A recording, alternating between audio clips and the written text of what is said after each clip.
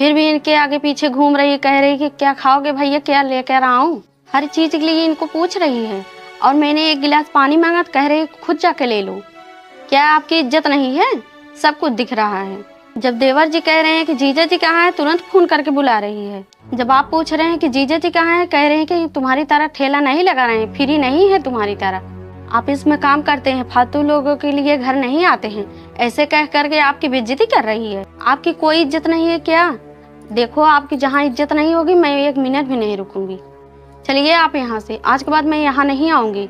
आपकी जहाँ इज्जत नहीं रहेगी वहाँ कभी जाना नहीं चाहिए। हम पागल है क्या जो नहीं समझते? आपकी बहन 2 पैसे की इज्जत नहीं करती। आप है कि अपनी बहन के ऊपर जान लुटाते हैं। हम 1 मिनट भी नहीं रुकेंगे, चलो यहाँ से। ये लो बहन। अरे भैया, इसकी क्या जरूरत है? अरे अपनी औकात से ज़्यादा दे रहे हैं बहन, तुम्हें रख लो। ठीक है मैं चलता हूँ, ध्यान रखना अपना। रुकिए भैया, आपके साथ मैं भी चलता हूँ।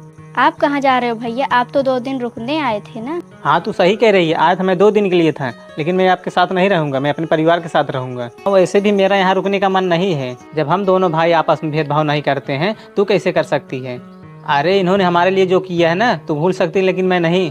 आज जो तेरी इतनी अच्छी लाइफ है ना, और मेरी इतनी अच्छी लाइफ है ना, वो भैया की वजह से है।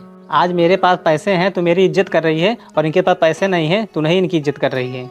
अरे ये रिश्ते निभा निभा कर ऐसे हो गए हैं। मैं भैया से कह रहा था मेरे साथ शहर चलो, पता है इन्होंने क्या कहा? अगर मैं शहर चला गया तो गांव की जमीन और माँ बाबूजी की सेवा कौन करेगा? लेकिन तूने हम दोनों भाइयों को ना फर्क समझ लिए। तुम्हें एक बहन होने के नाते ना हम दोनों को भाइयों को ना एक समान समझना चाहिए, और यही एक बहन का फर्ज होता है।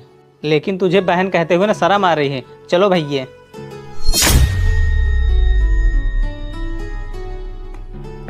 भैया रुक जाओ, रुको भैया।